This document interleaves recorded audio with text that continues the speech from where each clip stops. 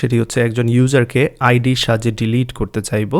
তো চলুন কাজটি শুরু করি। তবে তার পূর্বে যে কাজটা করতে যাচ্ছি আমরা অলরেডি দেখেছি কিভাবে একটি সার্ভিস তৈরি করতে হয় এবং সেই সার্ভিসটা এখানে দেখতে পাচ্ছেন যেটা কিনা ফাইন্ড ইউজারের জন্য আমরা তৈরি করেছিলাম।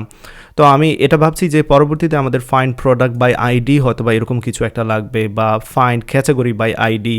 সো আমাদের পরবর্তীতে আইডির সাহায্যে প্রোডাক্ট ক্যাটাগরি বা ইউজারকে খুঁজে নিতে হবে বা অর্ডারকে খুঁজে নিতে হবে। সেক্ষেত্রে এটাকে চাইলে আমরা আরেকটু ডাইনামিক করতে পারি। তো চলুন সেই কাজটা করি। আমি এখানে দিচ্ছি find with ID something like this এবং আমি এখানে নিচের দিকে চলে আসবো, এটাকে এখান থেকে এক্সপোর্ট করব find with ID. And then আমি যে কাজটা করতে যাচ্ছি আমি নামগুলো আসলে ইউজার বা এগুলো সরিয়ে নিতে চাচ্ছি কারণ এটা চেঞ্জ হবে প্রোডাক্টের জন্য। সেক্ষেত্রে এখানে আইটেম দিয়ে দিচ্ছি, এই জায়গায় আইটেম দিয়ে দিচ্ছি এবং যদি আইটেমটা ফাউন্ড না হয় সেক্ষেত্রে এখানে দিতে পারি item does not exist with this ID এবং সেই আইটেমটা এখান থেকে রিটার্ন করছি। সো মোর জেনারিকভাবে তৈরি করতে যাচ্ছি যাতে করে এটা ইউজার বা অন্যান্য সব কিছুর জন্য কাজ করে। ইনভ্যালিড আইটেম আইডি এখানে দিচ্ছি। সো এটা এই জায়গায় তো ঠিকঠাক আছে। পাসওয়ার্ড অনেক সময় নাও থাকতে পারে বাট ডিফারেন্ট অপশন আমরা এখানে পাঠাতে পারি। সেই ক্ষেত্রে যেটা আমি করব এই জায়গায় আসলে অপশনস নামে একটি প্যারামিটার আমি রিসিভ করব এবং এখানে বাই ডিফল্ট আমি এমটি প্যারামিটার রিসিভ করব। তো চলুন এটাকেও এখান থেকে সরিয়ে নিয়ে যাচ্ছি এবং এটাকে নিয়ে যাব ফাইন্ড উইথ আইডি, যেখান থেকে কল দিব সেই জায়গা থেকে আমি অপশন আসলে সেন্ড করলে সেই অপশনটা সে রিসিভ করতে পারবে। তো চলুন ইউজার কন্ট্রোলারে চলে যাই। আমরা ফাইন্ড উইথ আইডি এবার নাম দিয়েছি। সো আমাদের নামে এখানে পরিবর্তন আনতে হবে ফাইন্ড উইথ আইডি এবং আইডির সাথে আমরা কিন্তু অপশনও সেন্ড করবো। সো অপশনটা এখানে সেট করে নিচ্ছি, এবার সেই অপশনটা আমি এখান থেকে পাঠিয়ে দিচ্ছি। That's all. সো আশা করি যা যা পরিবর্তন করার দরকার সেটা করে নিয়েছি এবং এটার নাম আমি এখানে ফাইন্ড ইউজার যে ফাইলের নাম সেটা চেঞ্জ করে দিচ্ছি।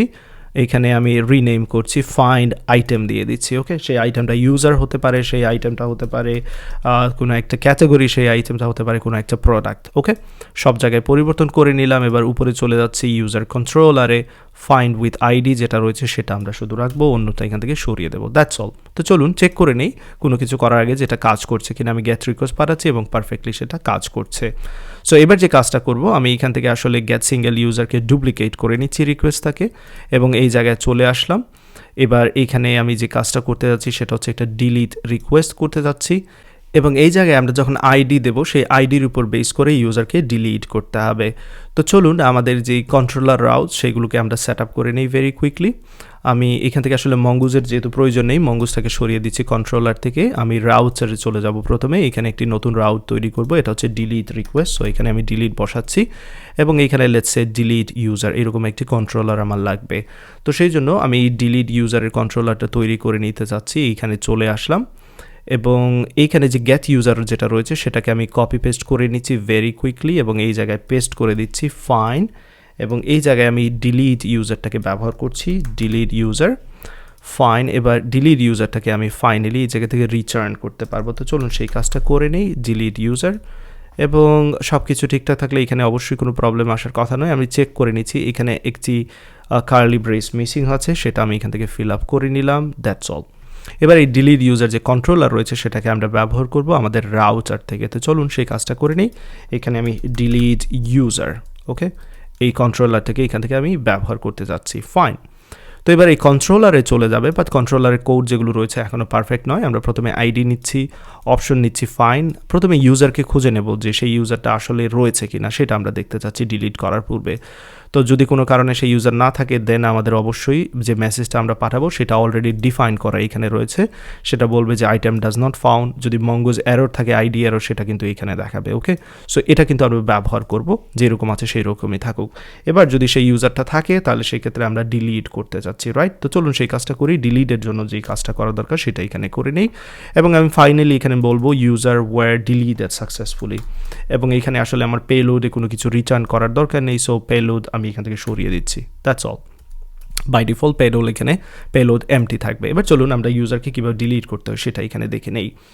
তো ইউজারকে ডিলিট করার পূর্বে প্রথমে যে কাজটা করব, আমরা যখন ইউজারকে রেজিস্টার করব তখন ইউজারের যে ইমেজগুলো রয়েছে সেগুলো এই পাবলিক ফোল্ডারের ইমেজেস ফোল্ডারের মধ্যে ইউজার্সের মধ্যে রাখবো।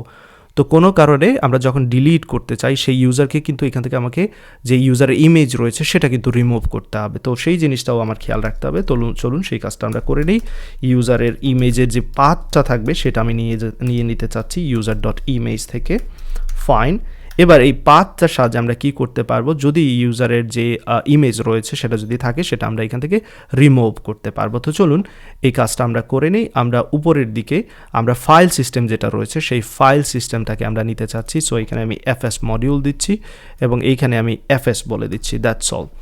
এবার আমি নিচের দিকে যাচ্ছি এবং এই এফএস মডিউলের সাহায্যে আমরা যদি কোনো ইমেজ থাকে সেটাকে রিমুভ করতে পারবো। সো ফাইল অ্যাক্সেস করতে চাচ্ছি এবং এখানে যে ইউজারের ইমেজের যে পাথটা রয়েছে সেটা ডেটাবেস থেকে যেটা পাবো সেটা আমি ব্যবহার করব এবং আমরা সেই অ্যারোটাকে হ্যান্ডেল করব। যদি আমরা এটা এখানে রিমুভ করার সময় যদি কোনো অ্যারোর দ্বারা পড়ে সেটাকে হ্যান্ডেল করতে যাচ্ছি। সো ইফ আমি এখানে অ্যারোরে বলে দিচ্ছি প্রথমেই যে কাজটা করব কনসোল লগের মাধ্যমে বা কনসোল ডট অ্যারোর ব্যবহার করি, যেহেতু আমরা এখানে অ্যারোরকে প্রিন্ট করতে যাচ্ছি। এখানে আমি বলে দেব user image does not exist. So যেটা রিমুভ করতে চাচ্ছি সেটা আসলে এক্সিস্টই করে না সেই পাথটা। So user image does not exist এইখানে দেখাবে, পারফেক্ট।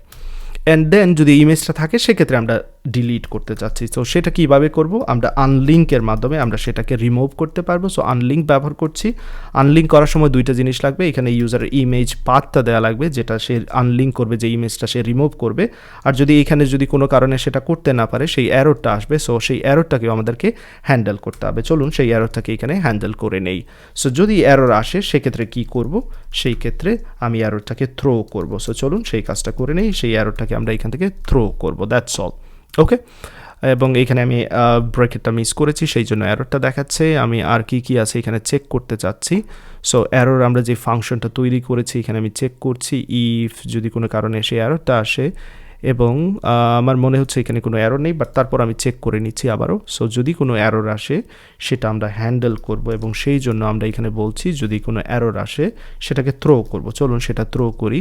সো থ্রো, THROW, আমি স্পেলিং মিস্টেক করছি সেই জন্য দুঃখিত। অ্যান্ড এখানে কনসোল অ্যারোরের মাধ্যমে বলে দেব যে কি অ্যারোর সেটাকে জাস্ট প্রিন্ট করে দেব। তো চলুন এখানে বলে দিচ্ছি এখানে আমরা কিসের জন্য এটা করছি, যদি এই ডিলিট করার সময় কোনো প্রবলেম আসে সেটাকে থ্রো করতে চাচ্ছি। আদারওয়াইজ একটা সাকসেসফুল মেসেজ দেখাবো এখানে এবং বলে দেবো user image was deleted. So user image was deleted, that's all, perfect. So ইউজারের ইমেজ তো পাথ থেকে আমরা ডিলিট করে নিলাম ফোল্ডার থেকে যদি ইউজারের ইমেজ থাকে।